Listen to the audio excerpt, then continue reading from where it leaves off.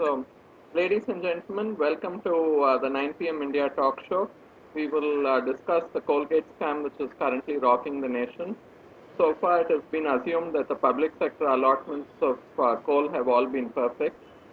Today, I'd like to welcome Mr. M.R. Venkatesh, Chartered Accountant, Economist, and columnist, to talk about the intricate issues in the public sector allotments of the coalGate scam. So, welcome, sir, to the show. Good evening. So, what is the crux of the CAG report? Could you explain in brief? See, the CAG report, forget the numbers. And the numbers, as chartered accountant, I can tell you, we can argue till the cows come home. Not only on the numbers, even on the methodology adopted, you can have a diverse viewpoint.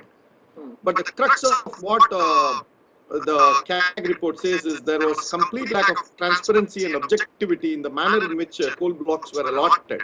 There was, in short, there were procedural irregularities that doesn't meet the test of what such huge allotments should have actually met. And these are running into billions of rupees. And this is where I think the CAG reports come scathing on the manner in which the UPA government has been functioning. Okay.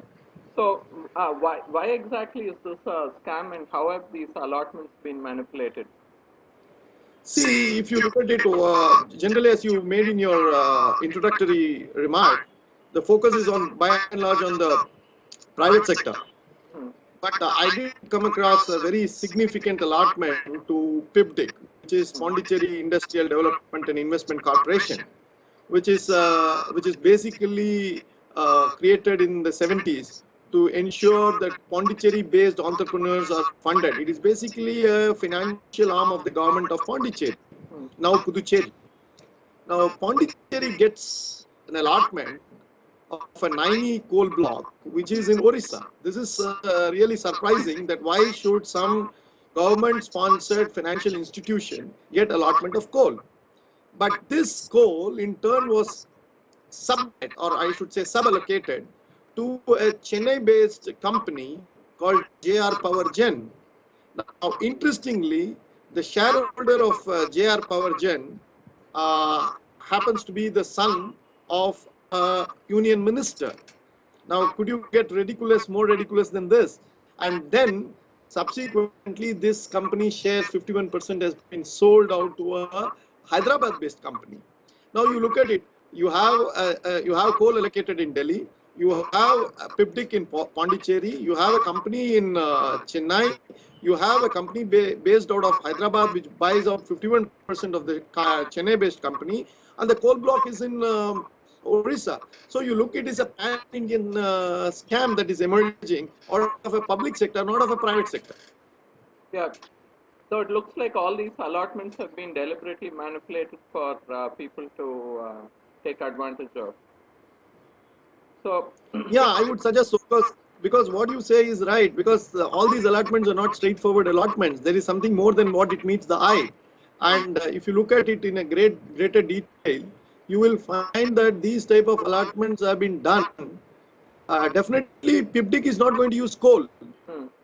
PIPDIC has I don't know even whether the memorandum of association of PIPDIC allows it to get such huge quantity of coal. What it has done is basically sublet the allotted coal to a company. Unfortunately or fortunately, the shareholders are happening to be the sons of a minister. Now, I'm not suggesting here, I'm not for one suggesting that the minister influenced the deal, but I'm only intrigued by the fact it is a remarkable coincidence that the allottee happens to be a son of a minister. So, what does J.R.Power do now that it's gotten the allotments? See, what it has done, it has actually sold out 51% of its shares to a company in Hyderabad, as I told you. Now, having sold that, I guess this would be on the range of what Swan did to Etisalat in 2G scam. And Unitech did to Telenor and other companies, where they divested a portion of the holdings, obviously at an enormous profit. We came to know about all these things only when there was an intense interrogation done by CBI.